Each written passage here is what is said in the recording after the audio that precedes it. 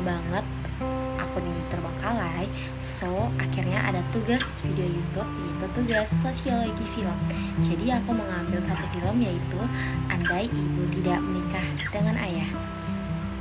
Pernah gak sih kalian tuh relate sama film, lagu, atau gak relate tapi kayak film ini tuh menyentuh banget?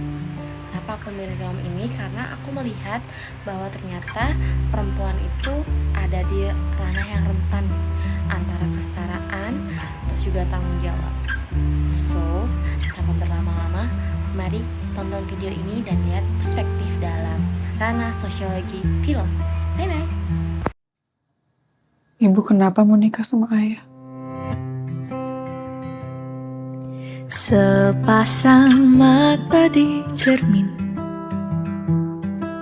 seorang pembohong mahir, tawanya tak kenal kalah penuh hiruk. Ya ayah lihat dong, ini bocornya udah gak karuan. Iya saya tahu. Emangnya selama ini saya gak mikir? Saya juga mikir. Seperti cahaya rembulan di Kalau ibu gak menikah sama ayah, ya gak ada kamu sayang. Tapi aku nggak apa-apa, Bu. Aku nggak ada, nggak apa-apa. Aku nggak perlu dilahirin, Bu. Asal ibu punya hidup yang lebih baik. Kau masih pantas mimpi indah malam ini.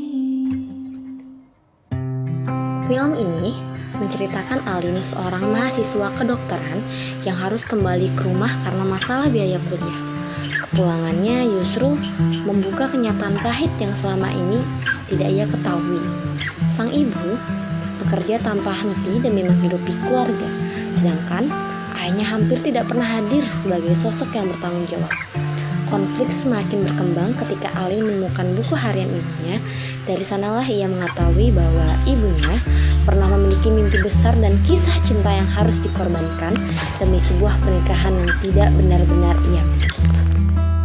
Film ini menarik dikaji dalam perspektif sosiologi karena konflik yang ditampilkan bukan sekedar konflik pribadi, melainkan mencerminkan berbagai realitas sosial yang banyak ditemukan di masyarakat. Kalau ibu gak nikah sama ayah, ibu pasti masih hidup. Ketimpangan pembagian peran dalam keluarga, tekanan sosial terhadap perempuan, hingga dampak psikologis yang dialami anak akibat hubungan orang tua yang tidak harmonis menjadi isu utama yang diangkat dalam film ini.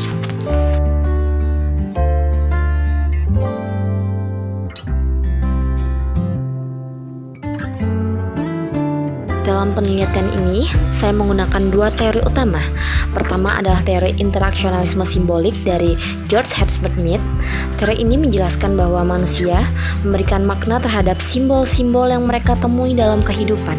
Dalam film ini, buku harian menjadi simbol mimpi yang terkubur, sedangkan atap rumah yang bocor menjadi simbol retaknya hubungan dalam keluarga. Teori kedua adalah konstruksi sosial dari Barger Luckman.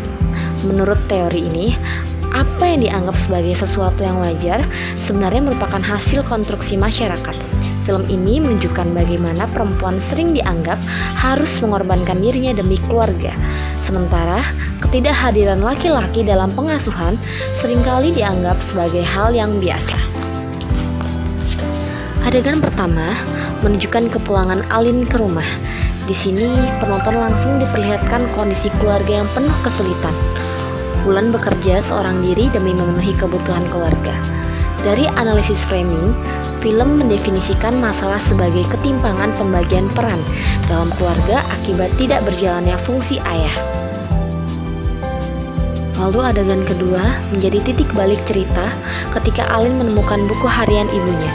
Buku tersebut memperlihatkan bahwa Wulan pernah memiliki impian besar yang akhirnya harus dikorbankan.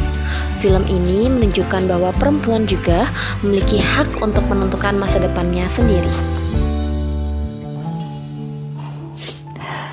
Ibu baru punya pertanyaan. Kenapa ibu menikah sama ayah?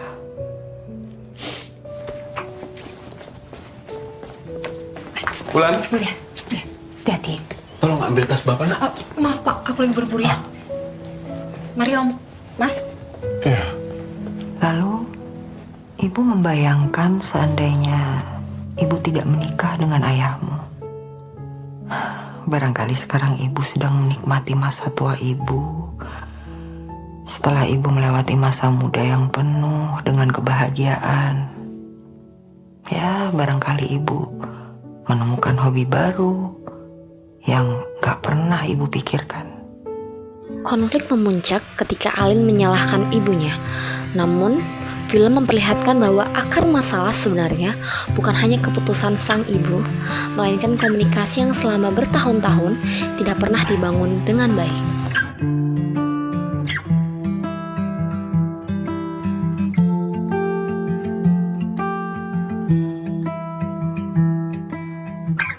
Adegan memperbaiki atap rumah merupakan simbol yang sangat kuat. Atap yang bocor menggambarkan hubungan keluarga yang telah lama retak. Ketika ibu dan anak memperbaikinya bersama-sama, film ini menyampaikan bahwa hubungan yang rusak hanya dapat dipulihkan apabila kedua pihak memiliki keinginan untuk saling memahami.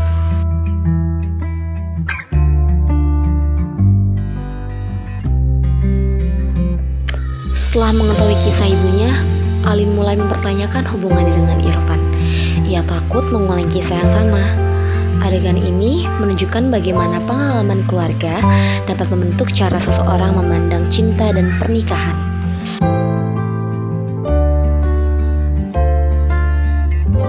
Percakapan jujur antara Alin dan Wulan menjadi titik penyelesaian konflik. Film ingin menyampaikan bahwa kejujuran memang menyakitkan, tetapi jauh lebih baik dibandingkan menyimpan luka yang akhirnya diwariskan kepada anak. Ibu kenapa mau nikah sama ayah? Dari keseluruhan analisis dapat disimpulkan bahwa film ini membingkai ketimpangan gender sebagai akar munculnya berbagai persoalan keluarga. Beban ganda yang dipikul perempuan, absennya peran ayah, buruknya komunikasi, hingga trauma yang diwariskan kepada anak menjadi satu rangkaian masalah yang saling berkaitan. Melalui perspektif sosiologi film, andai ibu tidak menikah dengan ayah membuktikan bahwa film ini bukan hanya media hiburan, tetapi juga media refleksi sosial.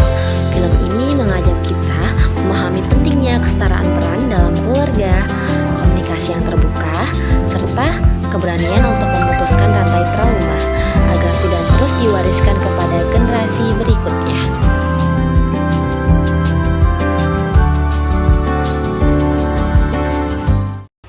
Oke, mungkin itu sedikit penjelasan dari aku. Mungkin kalau misalnya ada salah kata atau penjelasan yang kurang tepat, mohon maaf karena aku juga lagi belajar. Semoga nilai UAS kita semua dapat nilai A. Makasih. Bye bye. See you in the next vlog.